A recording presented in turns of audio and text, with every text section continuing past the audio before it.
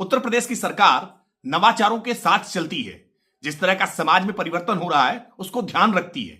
उत्तर प्रदेश में social media को लेकर के एक न्यू मीडिया पॉलिसी लेकर के हम आए हैं। न्यू मीडिया पॉलिसी में जो कुछ भी अच्छा कर रहे हैं, निश्चित तौर पर सरकार उनको विज्ञापन देकर के रोजगार के नए अवसर सृजित करने का काम करेगी। और वहीं सोशल मीडिया के माध्यम से जो अफवाह तंत्र बनाना चाहते हैं, जो सांप्रदायिक सद्भाव बिगाड़ना चाहते हैं, कानून व्यवस्था के लिए खतरा उत्पन्न करना चाहते हैं, उनके खिलाफ कठोर कानूनी प्रावधान भी रखे गए हैं। उत्तर प्रदेश की सोशल मीडिया की पॉलिसी देश भर के लिए एक नजीर स्थापित करने वाली पॉलिसी। अभी आप सुन रहे थे भारतीय जनता पार्टी के प्रवक्ता राकेश त्रिपाठी का वीडियो। राकेश त्रिपाठी का कहना है कि उत्तर प्रदेश की योगी सरकार जो न्यू मीडिया पॉलिसी लेके आ रही है, उसके जरिए वो उन लोगों को प्रोत्साहित करेगी जो सरकार की योजनाओं का प्रचार प्रसार करेगा, और जो राष्ट्र विरोधी या कुछ गलत तथ्यों के साथ खबरें प्रसारित करेगा उसको सजा भी मिलेगी। नमस्कार, मैं हूं शैलेंद्र सिंह और आप देख रहे हैं हमारा यूट्यूब चैनल शब्द शब्द शैलेंद्र सिंह। तो आज हम बात करेंगे उत्तर प्रदेश सरकार की न्यू मीडिया पॉलिसी पर, जिसका जिक्र राकेश त्रिपाठी ने पहले वीडियो में किया है। दरअसल इससे पहले केंद्र में मोदी सरकार एक ब्रॉडकास्ट बिल लेके आई थी। ब्रॉडकास्ट बिल जब पेश हुआ और जिस तरीके की बातें, जिस तरीके के प्रावधान उस बिल में थे, उसका विरोध लगभग सोशल मीडिया पर और मीडिया में हर तरफ होने लगा। जो सांसद थे, विपक्षी दल थे, उन्होंने भी इसका विरोध किया और नतीजा ये हुआ कि मोदी सरकार को अपना ब्रॉडकास्ट बिल वापस लेना पड़ा। अगर चुनाव की दृष्टिकोण से देखें तो उत्तर प्रदेश सबसे महत्वपूर्ण प्रदेश है और 2027 में यहाँ का विधानसभा चुनाव होना है।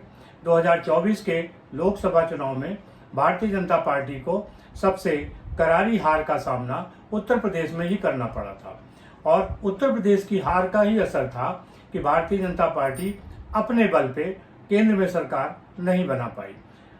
भारतीय जनता पार्टी खुद बहुमत से दूर रही। हालांकि एनडीए की सरकार बनी और प्रधानमंत्री नरेंद्र मोदी ने तीसरी बार शपथ ग्रहण लिया। लेकिन अब जो लड़ाई है वो उत्तर प्रदेश की है। भारतीय जनता पार्टी को ये समझ में आ गया था कि 2024 की जो लोकसभा चुनाव थे उनमें मीडिया ने, यानी जिस मीडिया पर सरकार का बर्दाश्त था, जिस मीडिया को सरकार ने बहुत सारा विज्ञापन दिया था, उसने प्रचार प्रसार में भी कोई कमी नहीं छोड़ी थी। उसके बावजूद एक नैरेटिव ऐसा बना कि भारतीय जनता पार्टी जब 400 सांसद ले आएगी तो संविधान बदल देगी, आरक्षण खत्म कर देगी। इस नैरेटिव को फैलाने में जो विपक्ष था उसका साथ दिया सोशल मीडिया में। सोशल मीडिया में तमाम ऐसे लोग थे जो भारतीय जनता पार्टी के नीतियों के खिलाफ थे, आलोचक थे, और उन्होंने इस प्रकरण को जिस तरीके से उठाया और जनता के बीच पहुंचाया, उससे पूरे चुनाव की एक दिशा बदल गई। और जो भारतीय जनता पार्टी मार्च में 370 सीटें ला रही थी, एनडीए 400 प्लस जा रहा था, उसे चुनाव परिणामों में बहुत करारी शिकस्त मिली और बहुमत तक पहुंचने में उसे मुश्किल हो गया। और वो मुश्किल अभी भी उसे फेस करनी पड़ रही है। जो काम केंद्र सरकार करना चाहती है, सहयोगी दल और विपक्षी उसमें अड़ंगा लड़ा रहे हैं, जिसके चलते तमाम उसे कदम अपने वापस खींचने पड़ रहे हैं। केंद्र सरकार और उत्तर प्रदेश सरकार, इन दोनों को सोशल मीडिया का पता चल चुका है। लिहाजा अब वो चाहते हैं कि किस तरीके से उस पे सोशल मीडिया की नाक में नकेल डाली जा सके। इसके चलते ही केंद्र सरकार ब्रॉडकास्ट बिल लेके आई थी, लेकिन विरोध के बाद उस ब्रॉडकास्ट बिल को वापस लेना पड़ा। अब उत्तर प्रदेश सरकार न्यू मीडिया पॉलिसी लेके आई है। न्यू मीडिया पॉलिसी में ये बताया जा रहा है कि यूट्यूब से लेके बाकी जो सोशल मीडिया के प्लेटफॉर्म हैं, चाहे वो फेसबुक हो, इंस्टाग्राम हो, एक्स हो, वहाँ पे जो भी अपने वीडियोस के जरिए प्रमोट करेगा सरकार की नीतियों को, उसको सरकार विज्ञापन देगी, और जो उनका विरोध करेगा और भ्रामक तथ्यों को फैलाएगा, राष्ट्र विरोधी काम दिखाएगा, उसको सजा होगी। सजा का प्रावधान बढ़ा दिया गया है। अभी तक जो आईटी एक्ट के तहत कार्रवाई होती थी, लेकिन अब अलग धाराओं में कार्रवाई होगी और ये सजा लंबी हो सकती है। असल में अगर देखें तो ये कोई नई बात नहीं है।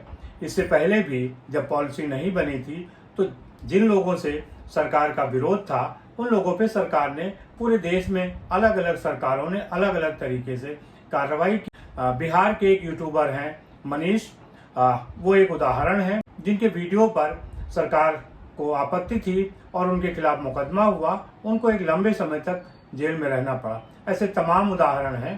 प्रिंट मीडिया में भी अगर आप सरकार के खिलाफ लिखते हो या किसी के खिलाफ है तो वो आप पे मानहानि मुकदमे से लेके बाकी और कार्रवाइयां कर सकता है। सरकार ने कई बार इस तरीके से मीडिया पर नियंत्रण करने की कोशिश की, पत्रकारों पे मुकदमे हुए और बहुत सारी स्थितियां सामने आई। तो न्यू मीडिया पॉलिसी में अगर ये कहा जा रहा है कि सरकार डराने की कोशिश कर रही, तो इसमें कोई नई बात नहीं है। बिना पॉलिसी के भी ये होता था। अब समस्या कहाँ पे है? अगर ये देखा जाए तो बात सामने आती है कि सरकार पत्रकारों को विज्ञापन के जरिए और अन्य सुविधाओं के जरिए लुभाना चाहती है। असल में प्रिंट मीडिया में ये काम पहले हो रहा था, इलेक्ट्रॉनिक मीडिया में भी ये काम हो रहा था। सूचना विभाग और उसका पूरा तंत्र इस तरीके की व्यवस्था करता है ताकि सरकार के खिलाफ खबरें न जाएं, सरकार के पक्ष में खबरें रहें और सरकार का प्रचार प्रसार हो। लेकिन इन बहुत सारी पॉलिसियों के बाद भी जब चुनाव हुए और जिस तरीके के परिणाम सामने आए, उससे साफ असर हो गया कि प्रिंट मीडिया और इलेक्ट्रॉनिक मीडिया जो सरकार का प्रचार प्रसार कर रही थी, उससे अधिक प्रभाव सोशल मीडिया का रहा और उसने सरकार के खिलाफ जो माहौल बनाया वो एक इस तरीके का असरदार हुआ कि भारतीय जनता पार्टी को हार का सामना करना पड़ा। अब सरकार को लग रहा है कि अगर इसी तरीके से सोशल मीडिया सरकार के खिलाफ काम करता रहा तो आने वाले जो चुनाव हैं उसके लिए मुश्किल हो जाएंगे। सरकार का एक बड़ा तंत्र है जो सूचना विभाग के जरिए मीडिया को एक तरीके का गृह उद्योग बना दिया है। 1000 से अधिक राज्य स्तरीय मान्यता प्राप्त पत्रकार हैं जो राज्य मुख्यालय पर हैं और जिनकी तमाम तरीके से सेवा सुश्वा सरकार करती रहती है, लेकिन उनका असर उतना नहीं हुआ चुनाव में जितना सोशल मीडिया का हुआ। अब उस क्रम में सरकार सोशल मीडिया पर नकेल डालने के लिए अपने कुछ कदम लेके आई है। सरकार अपने साथ जोड़ेगी। सिर्फ सरकार विज्ञापन ही नहीं देगी बल्कि सरकार उनके रजिस्ट्रेशन और तमाम चीज़ें ऐसी हैं जिनको लेके एक नियमावली बनाएगी और उस नियमावली के तहत जो लोग आएंगे उनको ही सरकार विज्ञापन देगी। इस तरीके से सोशल मीडिया को अपने दायरे में लाने की एक कोशिश सरकार कर रही है। अब ये देखना है कि सरकार की कोशिश कितनी सफल होती है, क्योंकि सोशल मीडिया का दायरा बहुत बड़ा है।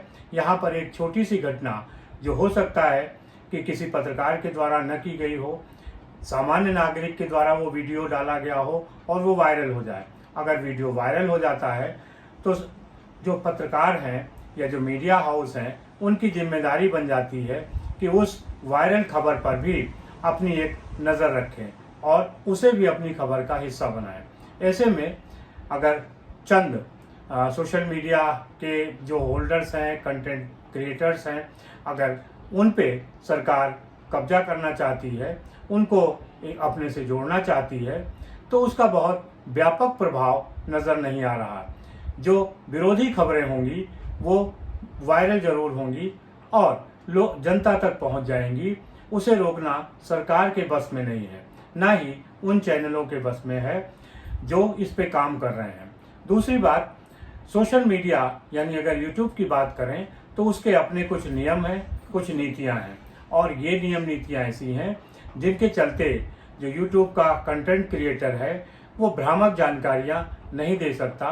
तमाम ऐसे शब्द हैं जो डालने पर सोशल मीडिया यूट्यूब का जो क्रिएटर को ब्लॉक किया जा सकता है, उसकी जो रीच है उसको कम किया जाता है। तो इस तरीके से देखें तो सोशल मीडिया का जो नेटवर्क है वो अपने में भी इस तरीके के काम करता है जिससे कि गलत संदेश जनता के बीच न जाए। अब सरकार उसके लिए पॉलिसी बना के आ रही है। देखना ये है कि इस पॉलिसी का क्या परिणाम होता है। क्या सोशल मीडिया इसको पॉजिटिव ले या इसे सोशल मीडिया पर नकेल की तरह इस्तेमाल किया जाएगा।